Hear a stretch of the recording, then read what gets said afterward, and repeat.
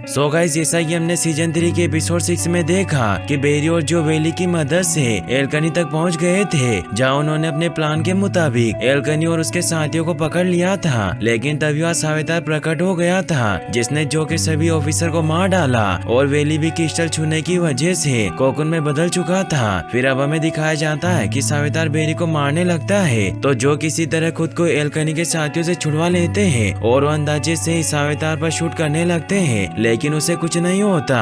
मगर इससे मौका पाकर एल्कनी वहाँ से भाग जाता है, लेकिन जो एल्कनी के एक साथी पर अटैक करके उसे बेहोश कर देते हैं। सावेतार फुल स्पीड में रन करने लग जाता है और वो बेरी को बहुत बुरी तरीके से मारता है। स्टारले में सिस्को बेरी के ट्रेकर से उसे ट्रैक नहीं कर पा रहा था, क्योंकि सावेतार की स्पीड काफी ज्यादा थी। सावेतार बेरी को वाटर फ्रंट पर पटक देता है, जिससे सिस्को उसे ट्रैक कर लेता है। एचआर सभी को एक आइडिया देता है कि सिस्को और केलिन बेरी की मदद कर सकते हैं, जिससे सिस्को अपनी पोर्टल पावर की मदद से केलिन के साथ वाटर फ्रंट पर पहुंच जाता है, जहां सावेतार बेरी को मारने लगता है। लेकिन बेरी के अलावा सावेतार किसी को नजर नहीं आ रहा था, लेकिन फिर भी केलिन अंदाजे से सावेतार पर अटैक कर देती है, जिससे सावेतार बर्फ में जमने की वजह से वहां से भाग जाता है और बेरी की जान बच जाती है। बेरी उन्हें जान बचाने के लिए थैंक्स कहता है। फिर स्टारले में दिखाया जाता है कि बेरी अब ठीक होता है और अपने सभी दोस्तों को सावेतार के बारे में बताता है। वेली अभी भी कोकुन के अंदर ही बंद होता है, जिससे जो काफी परेशान होते हैं और वो एल्कनी के पकड़े हुए एक साथी से पूछताछ करने जाते हैं। जो से एल्कनी के बारे में पूछते हैं तो जो को बताता है कि एल्कनी की शक्तियाँ मानवीय सोच से परे है। तो जो से तड़पाते हुए कहते हैं कि मेरा बेटा कोकुन में फंसा हुआ है, इसीलिए तुम चुपचाप मुझे बताओ कि वो बाहर कैसे आ सकता है। तभी केलिन वहाँ आ जाती है और वो जो से झूठ कहती है कि वेली अब ठीक है और वो कोकुन से बाहर निकल गया है। तो जो से देखने के लिए स्टारले चले जाते हैं। केलिन उस रूम में आ जाती है। वो सीसीटीवी को अपनी फोर्स पावर की मदद से खराब कर देती है और वो एल्कनी के साथी से एल्कनी के बारे में पूछने लगती है।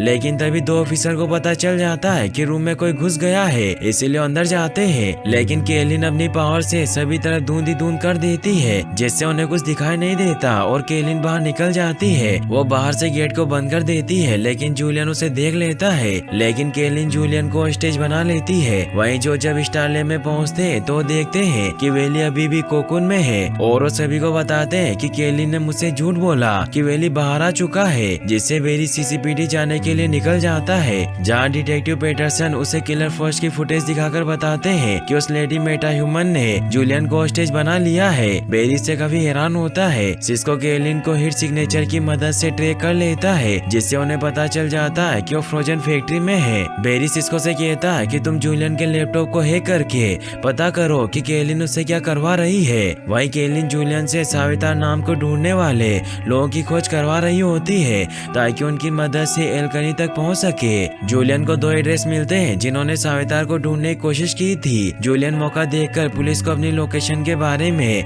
खबर कर देता है, जिससे डिटेक्टिव पेटरसन अपने ऑफिसर के साथ वहां जाने के लिए निकल जाते हैं। केलिन को पता चल जाता है कि जूलियन ने उसकी लोकेशन पुलिस को सेंड कर दी है, जिससे गुस्सा होकर वो जूलियन पर हमला करने लगती है।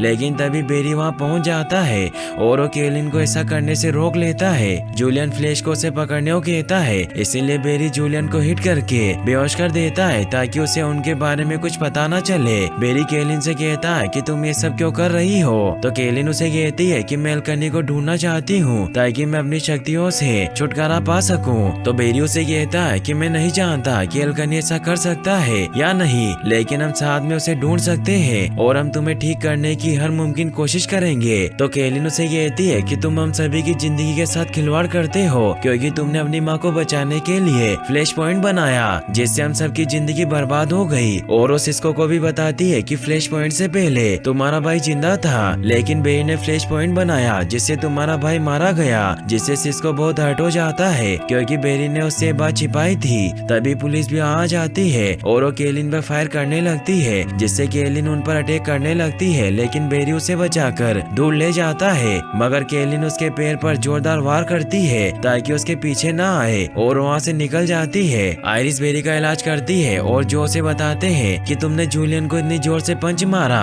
कि वो अभी तक बेहोश है। बेरी सिस्को से बात करने की कोशिश करता है, लेकिन सिस्को से नाराज होता है, इसीलिए उस पर गुस्सा करता है कि तुमने मेरे भाई को मारा है और मुझे कुछ समझ नहीं आ रहा था कि मुझे क्या करना चाहिए, लेकिन फिर भी वो खुद को शांत करता है और उसे कहता है कि हमें केलिन को ढूंढना होगा। और मुझे जूलियन के लैपटॉप को हैक करने पर 2 लोकेशन का पता चला है जहाँ केलिन गई होगी, क्योंकि एल्कनी के साथियों को ढूंढ रही है। सिस्को दोनों लोकेशन में से एक लोकेशन पर जाने के लिए निकल जाता है और दूसरी लोकेशन पर एचआर और जोए वहीं बेरी और आयरिस स्टार लैब में रुकते हैं ताकि वो वेली का ख्याल रख सके। वहीं केलिन एल्कनी के एक साथी के घर पर पहुंच जाती है और वो उससे एल्कनी के बारे में पूछने लगती है, तो उसे बताता है कि मैंने एल्कनी को कभी बिना मास्क के नहीं देखा और वो भी मेरी तरह सावेतार का सिर्फ एक प्यादा है और सावेतार ने हमें तुम्हारा फ्यूचर बताया है कि तुम फ्यूचर में बहुत शक्तिशाली और पावरफुल रहोगी और उसने तुम्हारे लिए बहुत कुछ सोच रखा है। केलिन इससे काफी परेशान होती है। तभी उसे सिस्को की आवाज सुनाई देती है क्योंकि सिस्को वहाँ पहुँच चुका था। केलिन बाहर आती है तो सिस्को से कहता है कि मैं तुम्हारी मदद करने आया हूँ। तो केलिन उसे कहती है कि सिर्फ एल्कनी ही मेरी मदद कर सकता है और वो सिस्को पर हमला करने लगती है। तभी बेरी भी वहाँ पहुँच जाता है और वो चालाकी से केलिन को नीचे गिरा देता है, लेकिन केलिन उसे किस कर लेती है जिससे केलिन की पावर की वजह से बेरी की बॉडी बर्फ की तरह जमने लग जाती है। यह देखकर सिस्को बेरी को बचाने के लिए केलिन पर अटैक करके उसे बेहोश कर देता है और बेरी अपनी बॉडी को वाइब्रेट करके वापस से नॉर्मल हो जाता है। फिर दिखाया जाता है कि बेरी की पूरी टीम केलिन को पाइपलाइन में बंद कर देते हैं क्योंकि अब किलर फोर्स बन चुकी थी और वो किसी की भी बात नहीं सुन रही थी। वहीं जो को अपने बेटे वेली की बहुत फिक्र होती है क्योंकि वो काफी टाइम से कोकुन के अंदर था, इसीलिए वो कटर से कोकुन को काट कर वेली को बाहर निकालने लगते हैं। मगर उनका यह आइडिया काफी बुरा था और उस कोकुन से लावा निकलने लगता है, लेकिन बेरी सभी को बचाकर दूर कर देता है। वेली भी बाहर आ जाता है, लेकिन कोकुन से जल्दी निकलने की वजह से उसकी बॉडी वाइब्रेट कर रही थी और वहाँ से निकल जाता है। सभी से काफी परेशान होते हैं। जो को भी अपनी गलती का एहसास हो जाता है। बेरी समझ जाता है कि वेली को सिर्फ केलिन ही ठीक कर सकती है क्योंकि वो एक डॉक्टर थी और इस पिस्टा के बारे में बहुत कुछ जानती है, इसलिए बेरी उसे शेर से बाहर निकाल देता है और उसे कहता है कि हमें तुम्हारी मदद की जरूरत है और अगर तुम यहाँ से जाना चाहती हो तो तुम मुझे मार सकती हो, जिससे तुम्हें रोकने वाला कोई नहीं होगा। तो केलिन आइकोल बनाकर बेरी को मारने लगती है, लेकिन वो ऐसा नहीं कर पाती क्योंकि किलर फोर्स के अंदर अभी भी कहीं न कहीं केलिन की अच्छाई मौजूद होती है, इसलिए वो नॉर्मल हो जाती है और वो बेरी को हक कर लेती है। फिर केलिन वेली को ठीक करने के लिए एक सीरम बनाती है क्योंकि वेली के स्नेप सही तरीके से काम नहीं कर रहे थे, जिस वजह से उसका दिमाग और मांसपेशियां खराब हो रही थी। लेकिन अभी भी उन्हें पता नहीं होता कि वेली कहाँ गया होगा। तो जो उन्हें बताते हैं क्योंकि स्टोन में अपने घर पर गया होगा क्योंकि वो वहीं पर पला बड़ा था। फिर बेरी सीरम लेकर जो के साथ वहाँ जाने के लिए निकल जाता है। वेली वहीं मौजूद होता है। जो उसका ध्यान अपनी तरफ करते हैं, जिससे मौका पाकर बेरी वेली को सीरम लगा देता है, जिससे वेली नॉर्मल होकर बेहोश हो जाता है। फिर दिखाया जाता है कि वेली स्पीड लैब में अपना स्पीड टेस्ट कर रहा होता है और केलिन सभी से अपने किए के लिए माफी मांगती है। वेली काफी खुश होता है और वो लोगों की मदद करने के लिए तैयार था। तो आयरिस उसे कहती है कि तुम्हें लोगों को बचाने से पहले सब कुछ सीखना होगा। बेरी सिस्को से बात करने जाता है क्योंकि उसने अभी तक उसे माफ नहीं किया था। बेरी उसे कहता है कि तुम मेरे बेस्ट फ्रेंड हो, इसीलिए क्या हमारे बीच सब कुछ ठीक हो जाएगा। तो सिस्को से कहता है कि मुझे नहीं लगता कि मैं तुम्हारे साथ ऑनेस्ट रह सकता हूँ। तो बेरी उदास हुआ वहाँ से चला जाता है। वो सेंट्रल सिटी हॉस्पिटल जाता है जहाँ जूलियन से बात करता है कि वो केलिन के बारे में किसी को कुछ न बताए क्योंकि जूलियन जानता था कि केलिन बेरी की फ्रेंड है। इसीलिए बेरी जूलियन से कहता है कि मैं चाहता हूँ कि तुम गवाही में डिटेक्टिव को केलिन के बारे में कुछ न बताओ। तो जूलियन उसे कहता है कि मैं ऐसा कर सकता हूँ, लेकिन इसके लिए तुम्हें मेरे साथ एक सौदा करना होगा कि तुम इसके बदले में CSI से इस्तीफा दे दोगे। बेरी के पास कोई रास्ता नहीं था और वो जूलियन की डील स्वीकार कर लेता है। वो जब वहाँ से जाता है तो डिटेक्टिव पेटरसन जूलियन से उसका बयान लेने आते हैं, लेकिन जूलियन उन्हें कुछ नहीं बताता। फिर दिखाया जाता है कि बेरी CCPD में लैब से अपने सभी सामान पैक कर रहा होता है। तभी जोए और आयरिस भी वहाँ आ जाते हैं क्योंकि कैप्टन सी ने उन्हें बता दिया था कि बेरी ने इस्तीफा दे दिया है। तो बेरी उन्हें बताता है कि मेरा जूलियन के साथ सौदा हुआ है कि केलिन के बारे में कुछ न बताने के बदले मैं CSI पोस्ट से इस्तीफा दे दूंगा।